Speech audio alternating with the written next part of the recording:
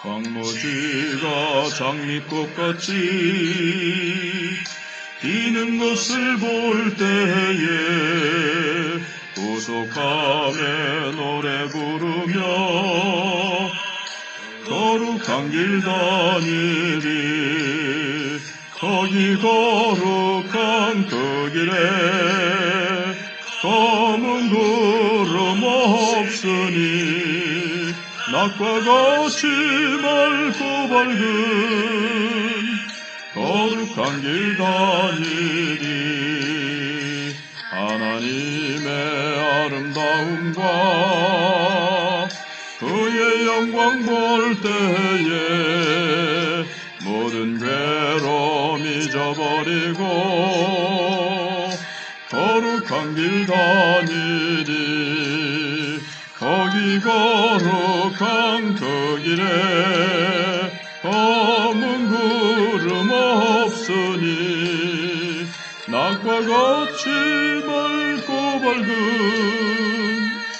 거룩한 길 다니리.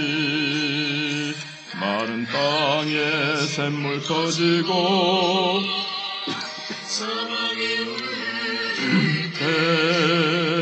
기쁨으로 찬송 부르며 거룩한 길 다니리. 거기 거룩한 그 길에 검은 구름 없으니 낮과 같이 맑고 밝은 거룩한 길 다니리. 거기 악한 짐승 없으니 두려울 것 없겠네. 평안함과 즐거움으로 거룩한 길 다니리. 거기 거룩한 그 길에 검은 구름 없으니 낮과 같이 맑고 밝은 거룩한 길 다니리. 거기 죄인 전혀 없으니 거룩한 자뿐이라. 주님 주신 멸관 쓰고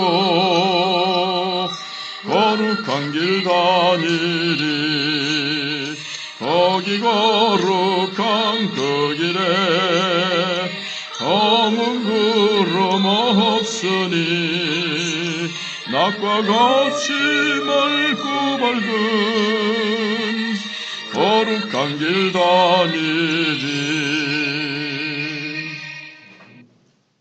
신명기 28장 1절로 14절입니다.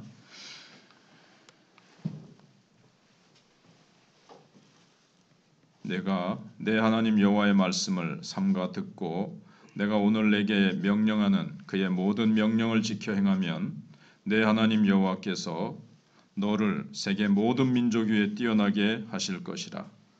내가 내 하나님 여호와의 말씀을 청종하면 이 모든 복이 내게 임하며 내게 이르리니 성읍에서도 복을 받고 들에서도 복을 받을 것이며 내 몸의 자녀와 내 토지의 소산과 내 짐승의 새끼와 소와 양의 새끼가 복을 받을 것이며 내 광주리와 떡반죽 그릇이 복을 받을 것이며 내가 들어와도 복을 받고 나가도 복을 받을 것이니라. 여호와께서 너를 대적하기 위하여 일어난 적군들을 내 앞에서 패하게 하시리라. 그들이 한 길로 너를 치러 들어왔으나 내 앞에서 7길로 도망하리라. 여호와께서 명령하사 내 창고와 내 손으로 하는 모든 일에 복을 내리시고 내 하나님 여호와께서 내게 주시는 땅에서 내게 복을 주실 것이며 여호와께서 내게 맹세하신 대로 너를 세워 자기의 성민이 되게 하시리니 이는 내가 내 하나님 여호와의 명령을 지켜 그 길로 행할 것임이니라. 땅의 모든 백성이 여호와의 이름이 너를 위하여 불리는 것을 보고 너를 두려워하리라. 여호와께서 내게 주리라고 내 조상들에게 맹세하신 땅에서 내게 복을 주사 내 몸의 소생과 가축의 새끼와 토지의 소산을 많게 하시며 여호와께서 너를 위하여 하늘의 아름다운 보고를 여시사 내 땅에 때를 따라 비를 내리시고 내 손으로 하는 모든 일에 복을 주시리니 내가 많은 민족에게 구워줄지라도 너는 꾸지 아니할 것이요 여호와께서 너를 머리가 되고 꼬리가 되지 않게 하시며 위에만 있고 아래에 있지 않게 하시리니 오직 너는 내가 오늘 내게 명령하는 내 하나님 여호와의 명령을 듣고 지켜 행하며 내가 오늘 너에게 명령하는 그 말씀을 떠나 좌로나 우로나 치우치지 아니하고 다른 신을 따라 섬기지 아니하면 이와 같으리라. 아멘.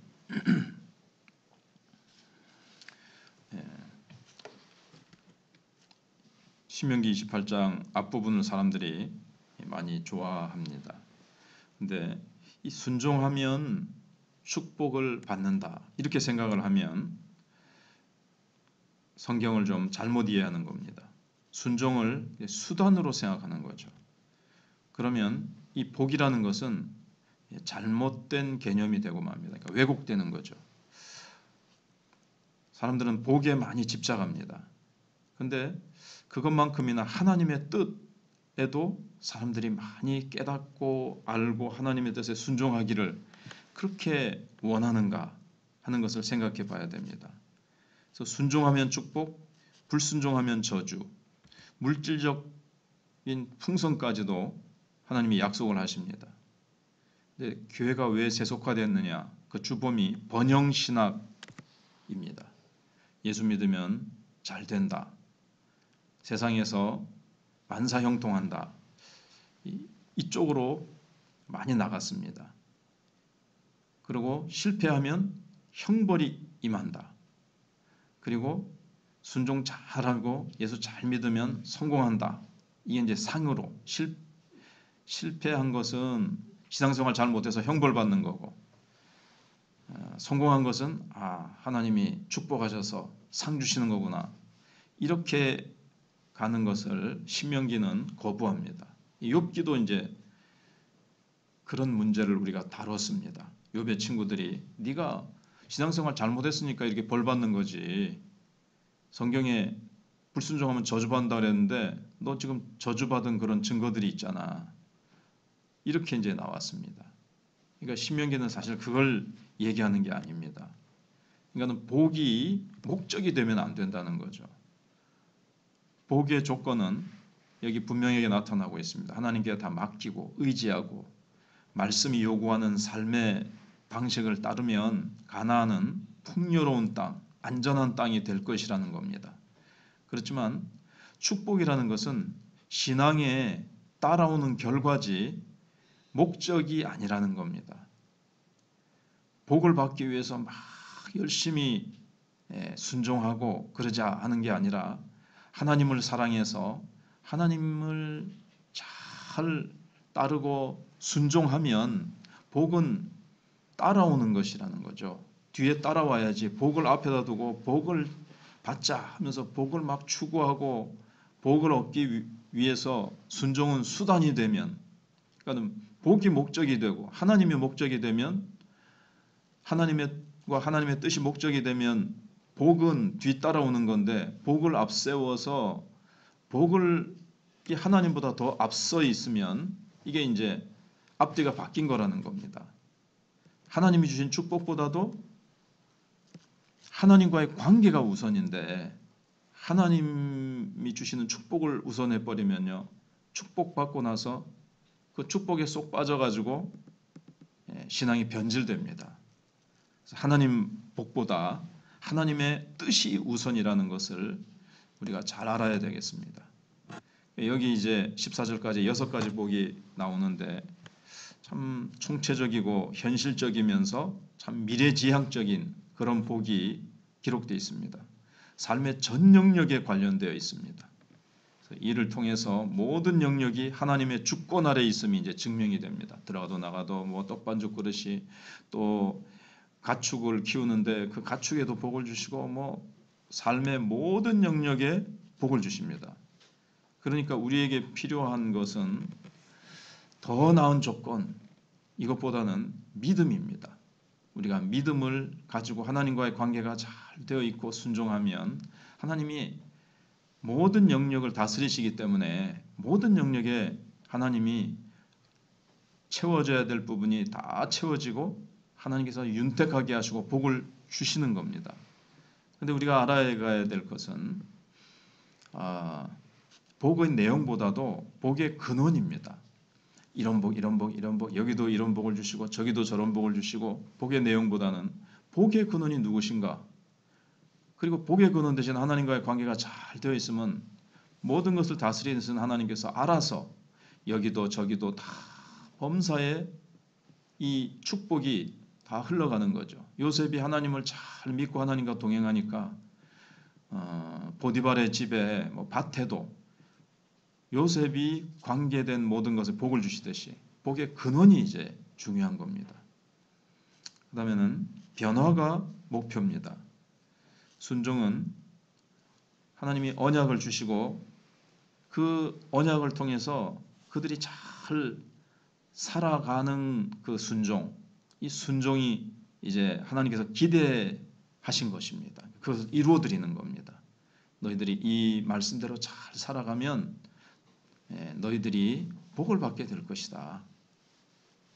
그래서 이스라엘 백성은 선민인데 택함을 받았죠.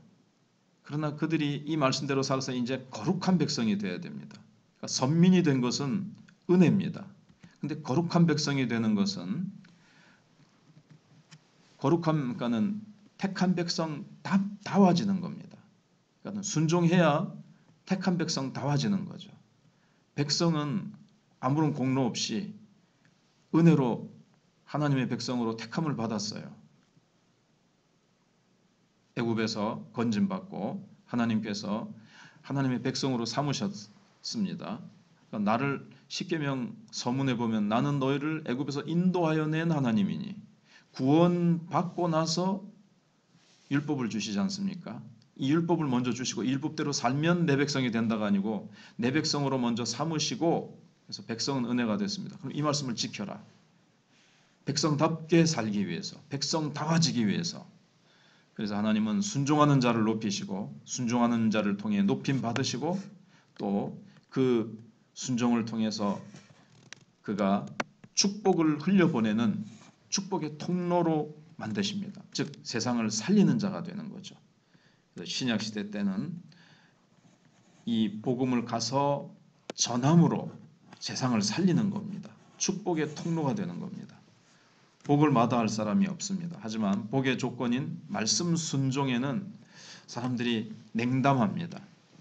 거기에는 희생이 따르고 수고가 따르고 헌신이 따르니까 복은 그렇게 간절히 복 그렇게 좋아하면서 순종하라고 하는 것에는 사람들이 관심이 저 멀리 달아나 버리는 거죠. 복의 내용에는 관심이 많습니다. 뭐가 좋아지고 뭐 집이 좋아지고 차가 좋아지고 승진하고 연봉이 좋아지고 근데 복의 근원을 찾는 사람은 적습니다. 그 복을 주시는 하나님이 누구시고 하나님과의 관계, 하나님과 동행하고 하나님의 뜻이 무엇인가 하나님의 뜻을 이루어 드리는 것에 관심을 가지고 있는 사람은 적다는 겁니다. 그래서 사람들은 한국교회는 참 복의 근원 되신 하나님에 대한 관심이 적기 때문에 그리고 복에만 관심이 있기 때문에 이게 변화가 되지 않고 자꾸 변질되어 갑니다. 교회가 세상을 변화시키는 소금과 빛으로 정말 변화되어 가야 되는데 자꾸 세상의 영향을 받고 이기적이고 여러 가지 것들로 교회가 변질되어 간 것.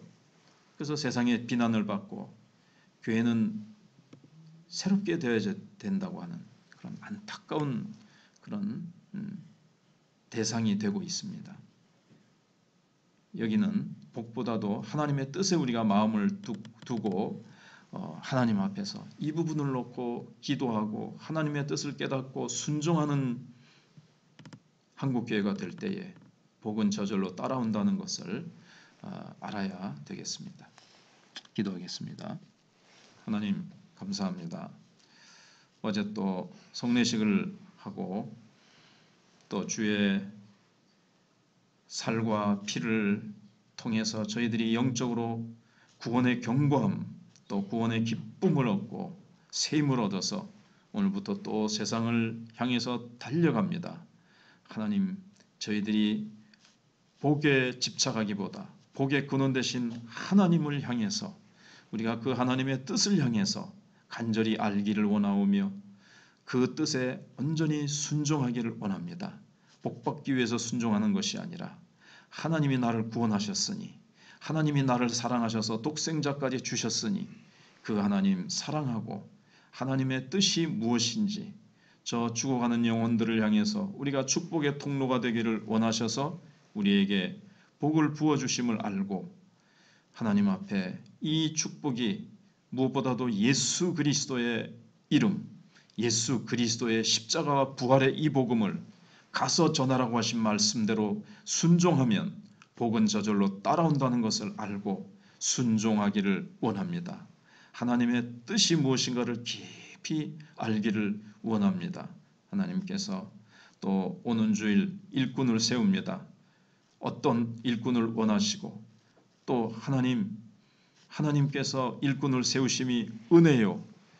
그리고 일꾼다워지기 위해서 이제 세워지는 일꾼들이 더욱 기도하고 순종하며 교회가 가일층 부흥하고 아름다운 분위기 또 사랑스러운 분위기 또 힘차게 전진하는 분위기 초대교회와 같이 성령의 은혜로 교회가 평안하고 든든히 세워져가는 역사가 있게 하여 주시옵기를 원합니다.